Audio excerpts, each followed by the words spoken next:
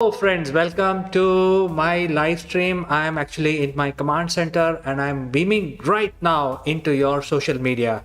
And today we have a very profound subject to discuss, which is why we do not see aliens. This has been bugging us for a lot of thousands of years.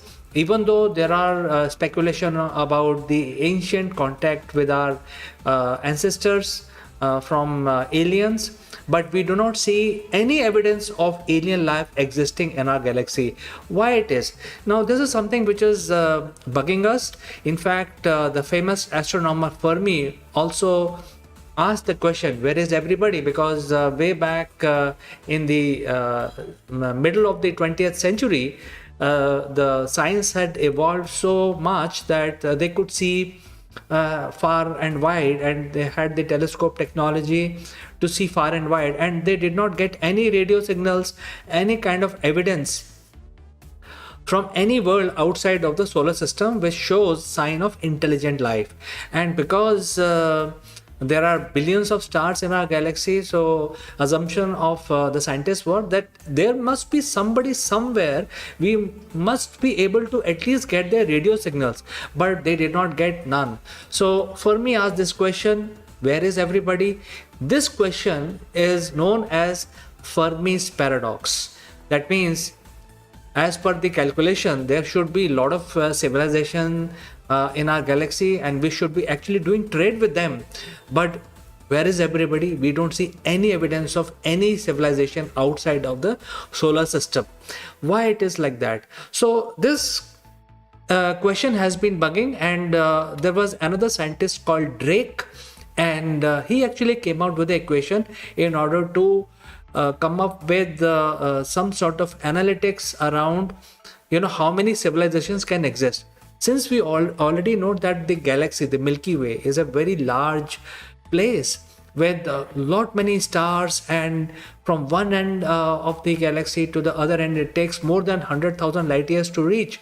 So it's a fairly large space, and if the light can exist in life can exist in Earth, then it should be at least be possible to have life on a similar planet somewhere in the galaxy, because there are billions of stars in the galaxy itself. So Drake came out with something called Drake equation, which essentially basically gives creating a scenario where you can actually identify Earth-like planet. And believe it or not, because I don't want to basically complicate the issue in terms of explaining the equation, because we are discussing where is everybody. So believe it or not, as per the Drake equation, there must be at least 100,000 civilizations today, right now, existing in our own galaxy.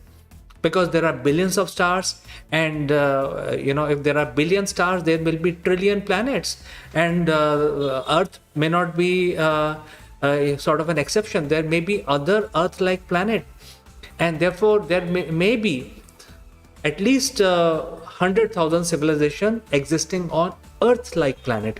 But Drake made this equation in the middle of 20th century. Our understanding of space has come a long way, and now we are using the latest data which our new telescopes are providing, and we can probably modify the results that Drake produced in 1950s, etc. So let's understand this more in detail. And friends, we are live, so if you have any question, you can share your thoughts and question live with me. All right, so first thing is that scientists now believe that Earth is not the most suitable planet for harboring intelligent life. Now scientists believe that the super Earth may have a better chance of harboring intelligent life, simply because the super Earth is at least twice the size of our Earth and up to the 10 times the mass of our Earth. So that means any larger, bigger planet with the right conditions, that means having water in liquid form, and exist at the habitable area around the star, will have a better chance, because a larger planet will have more gravity and also more material for having much more complex permutation combination, and maybe be able to generate more complex DNA structure, because on Earth we have 4 strands of our DNA in the single molecule. So if you have a larger planet with extra gravity and lot of permutation combination, that means there could be a better chance of generating a more complex DNA structure, and therefore more complex life form. And once the life form gets a certain level of complexity, it can actually become intelligent very fast, very quickly.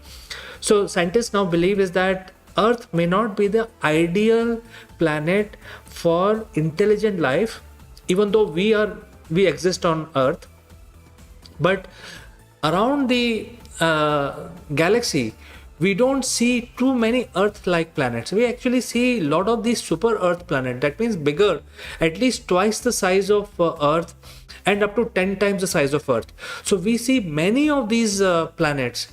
So by putting this new information into Drake equation, our chance of finding alien civilization increases, because now we are not looking at Earth-like planet, we are looking at super Earth planet in the habitable zone around the star. So that is the first change that we are noticing, and using the same Drake equation to come up with our understanding of the galactical plane. Now, what next that we should be looking at? We should be looking at the type of stars. So our sun is a typical star. It's a mid-sized star, and it is also called yellow star, and it's fairly large. It is not so small, it is large body. And within our solar system also, sun is responsible for having 99.8% of the material in the sun itself. So we have so many large planets like Saturn, Jupiter, and so many other bodies in the solar system, but yet none of these bodies can compete with the mass which is found inside the sun. So sun is fairly large. But the scientist says that when they look around, they not only see too many super Earth type planets, they also see many red dwarf planets, which are almost like 20% of the size of sun. So the universe favors the smaller stars, and there are in many numbers. So red dwarf stars are almost 80% of the stars in the galaxy are red dwarf. Now, the basic difference between red dwarf and our sun is that the life expectancy. Since the star is small, red dwarf star is small, the fusion reaction or the kinetic reaction in the core of the star will happen very slowly. That means it will consume its hydrogen rather slowly, and that is why they are smaller stars. They produce less heat, they have less gravity, and they are found in huge number. 80% of the stars in our galaxy are the red dwarf. Therefore, their life can be up to 3 to 4 trillion years. That means most of the stars that exist in our galaxy today will very, very long. They have a long life as compared to our sun, which has a life expectancy of only 10 billion years. So at least 1,000 times more, at least 2 to 3,000 times more life a red dwarf star will have. That means if there is a super Earth around a red dwarf in the habitable zone, then this system will give more time for life to evolve into a very complex life system, very complex and advanced civilization.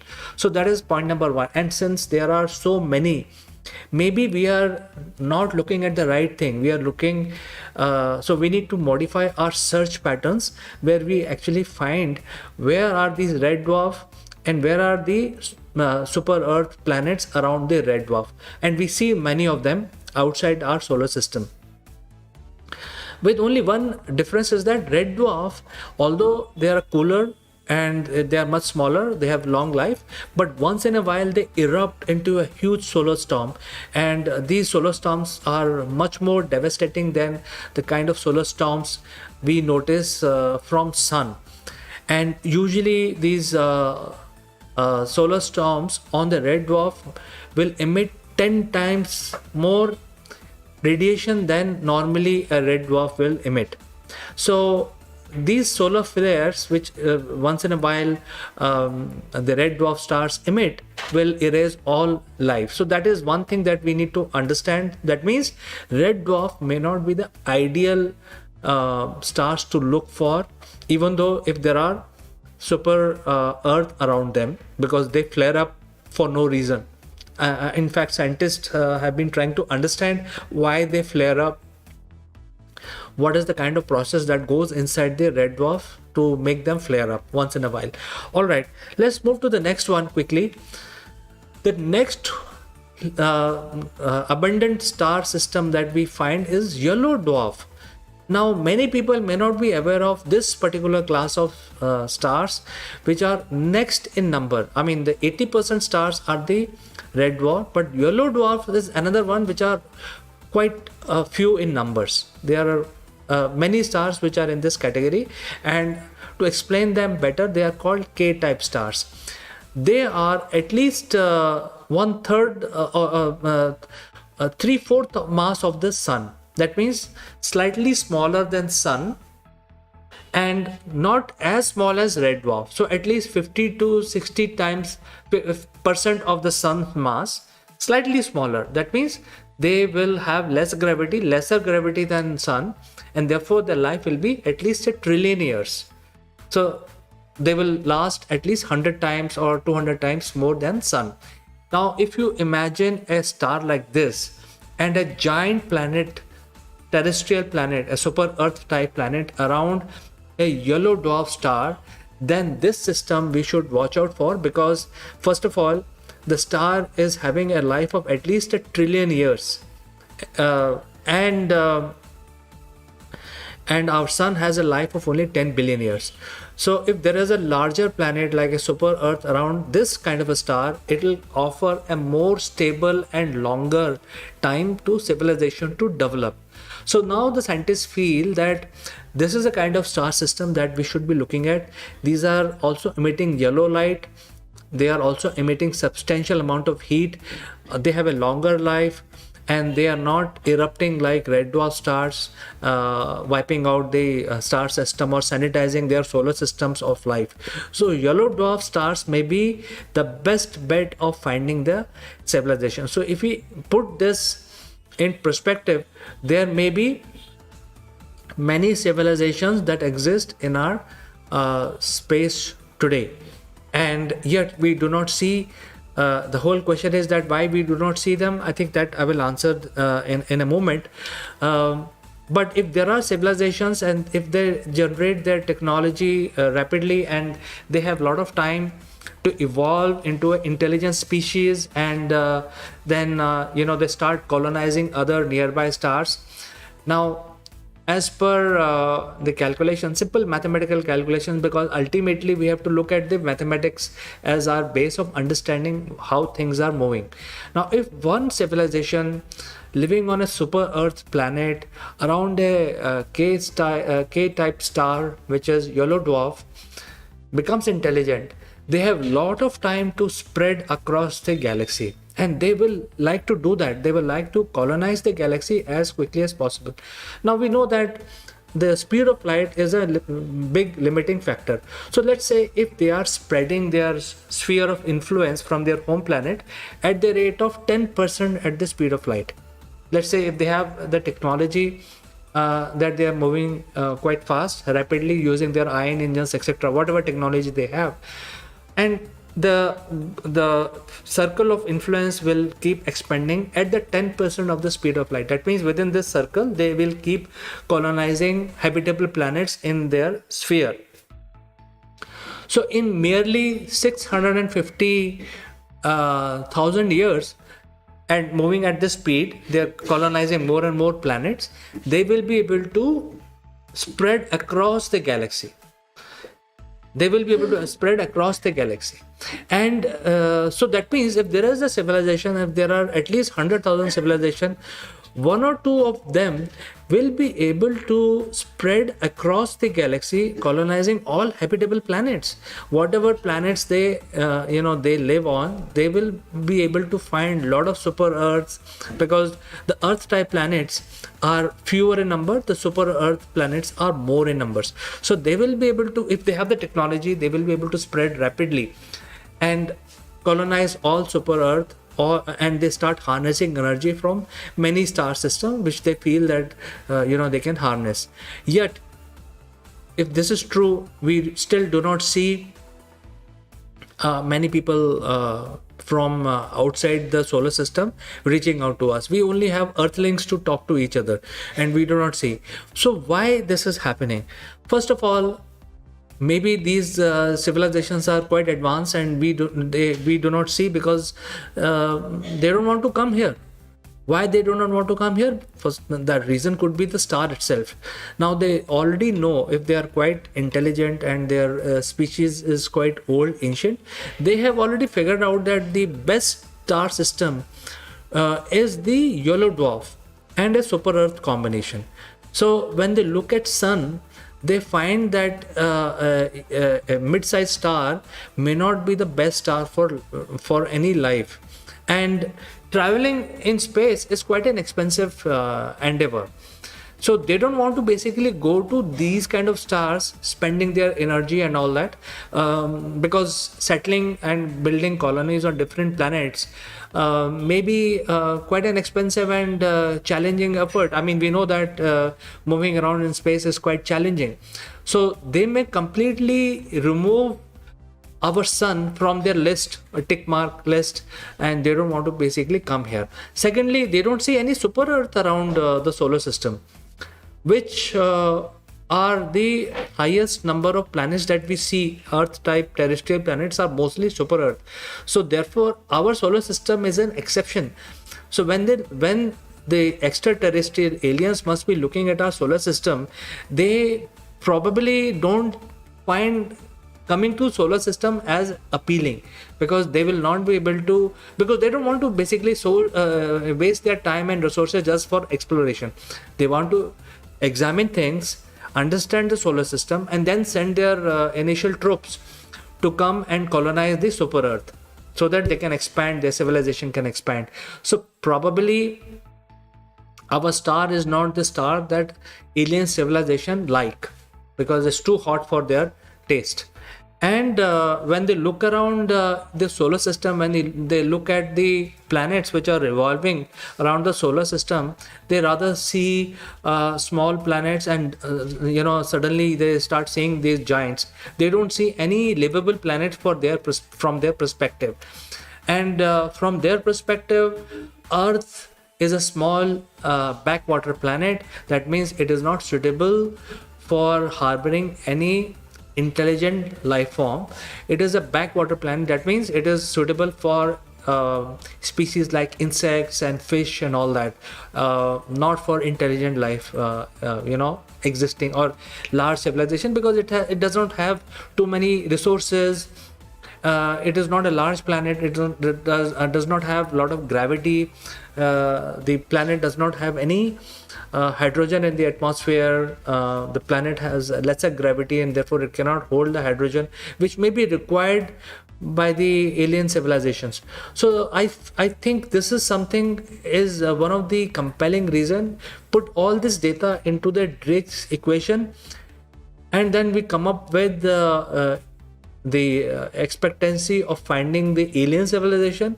Our eyes will actually get wide open, because now we have to look at not Earth-like planet but super Earth planet around K-type star or yellow dwarf stars, and that is where we will find most of the alien and advanced civilization, not in Earth-type planet.